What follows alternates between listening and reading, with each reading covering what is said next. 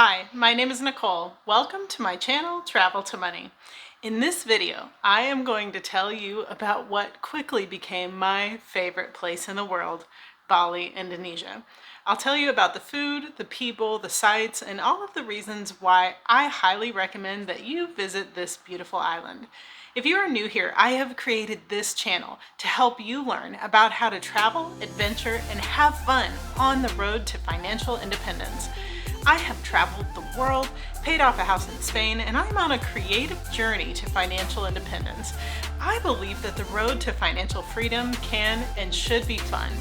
I hope you'll subscribe and join me on this journey, no matter where you are starting from. In 2019, I was on a world travel adventure with my best friend. I work full-time while I travel, so most of the time I'm in Europe or anywhere within a reasonable time zone from the US. For my birthday that year, I decided I wanted to go to Southeast Asia and take a full vacation from work. Of course, over the last 10 years, Bali has been a very acclaimed destination for remote workers and travelers. Bali, Indonesia is one of the best places on earth. The location is perfect, the climate is amazing, and the culture and history are fascinating.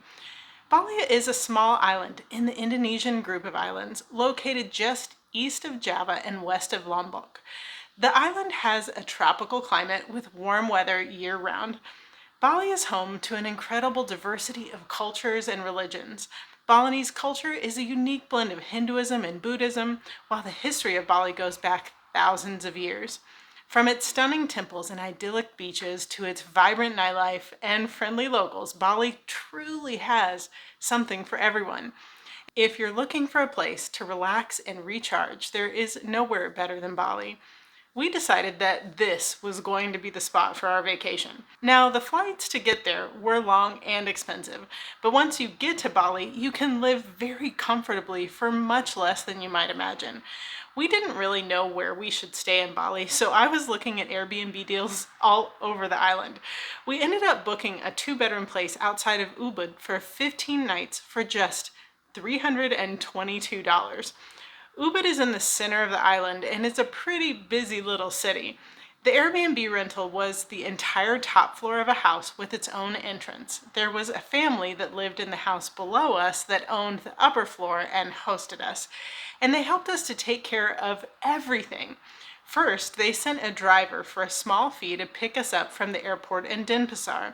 One of the things that was included in our booking was daily breakfast. Each morning after we were awake, we would leave our front door open and they would prepare a fresh breakfast for us. It would vary daily from French toast to eggs and generally included a fruit smoothie or juice. We only did laundry once while we were there. We simply left a bag of our clothes on the front steps. A day or two later, we got home to find that our clothes were perfectly pressed and folded. They also had the option for us to rent either a car or a scooter from them each day. The cool thing was that we only had to rent each for the days we wanted to use them. For getting around Ubud and nearby villages or sightseeing, we would use the scooter. I can't tell you how much I enjoyed this. I always thought they looked so dinky in comparison to a full-size motorcycle, but these small scooters are heavy duty and a very common mode of transportation in Bali. There is nothing like the wind in your face, driving through the winding roads with lush beauty all around you. Now, I will admit that I nearly drove the thing into a ditch a time or two. There was one time when my friend and I were following directions back to our house. It was late at night and the directions took us down a back road where a thin strip of elevated concrete ran through a rice field. I was so nervous to drive across it.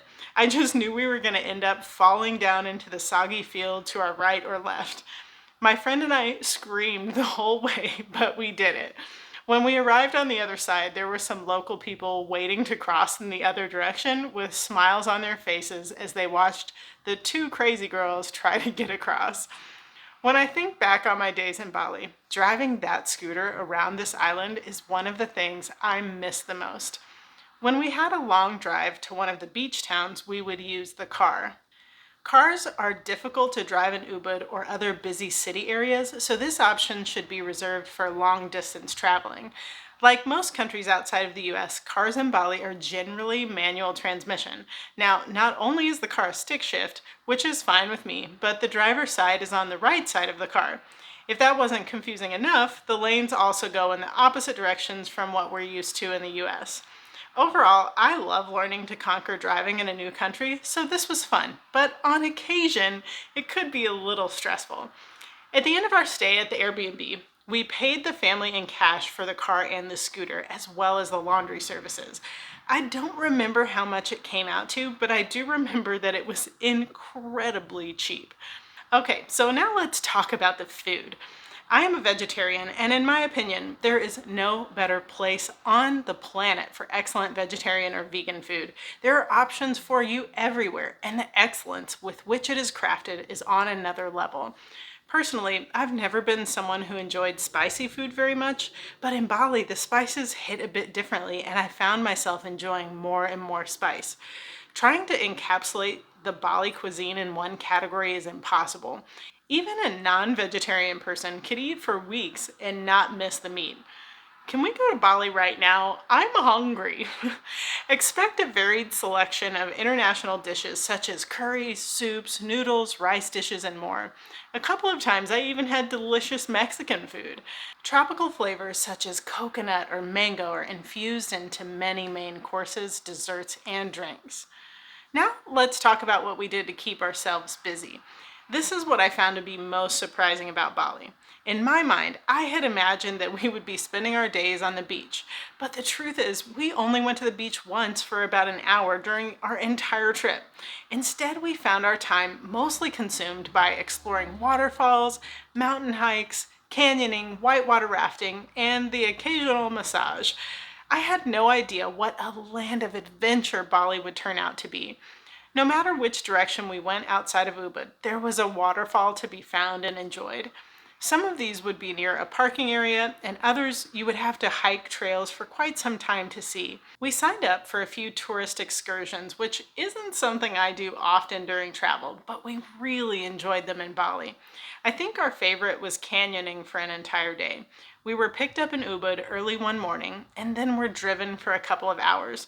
Once we reached the destination, we met the group we would be canyoning with, had a coffee and breakfast with them, put our gear on, and then took off on our adventure. We rode in the back of a pickup truck for a while and then began with a few small waterfalls for training. From there, our day continued as we rappelled down one waterfall after another, slid down natural slides, and also worked with our guides to collect any trash as we made our way down. They really cared for the environment and keeping the waterways clean. The entire day was one of my favorite adventure experiences, not just in Bali, but in my life. Another cool excursion had a car picking us up at 2 a.m.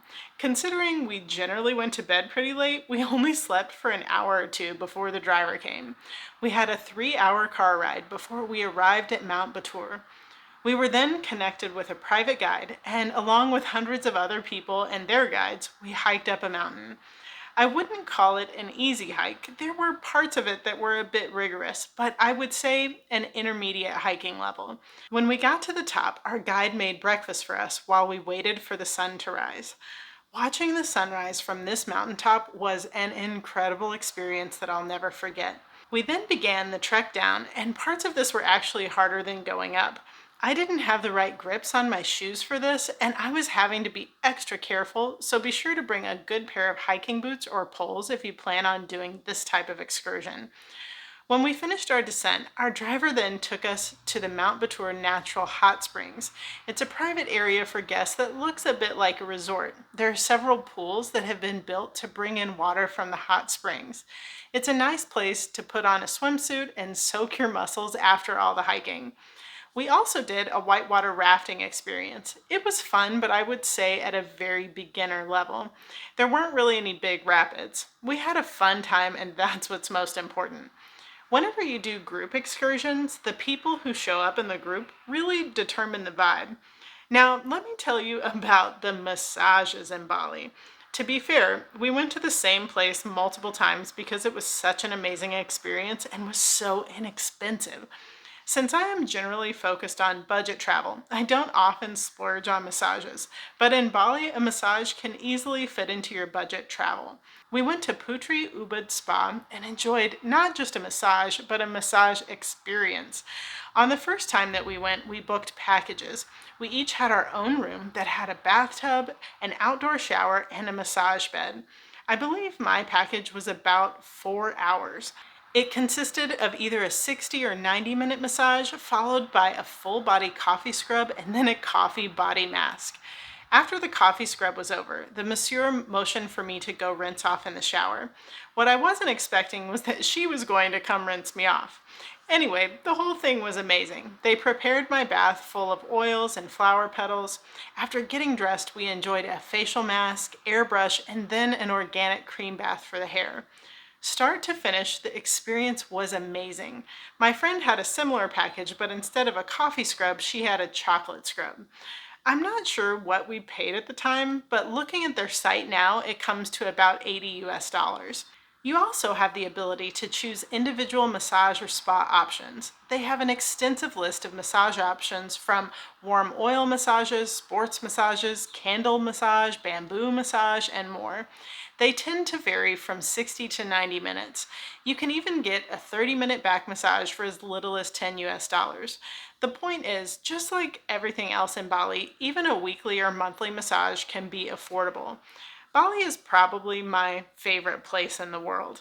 The people are so kind, patient, and genuine.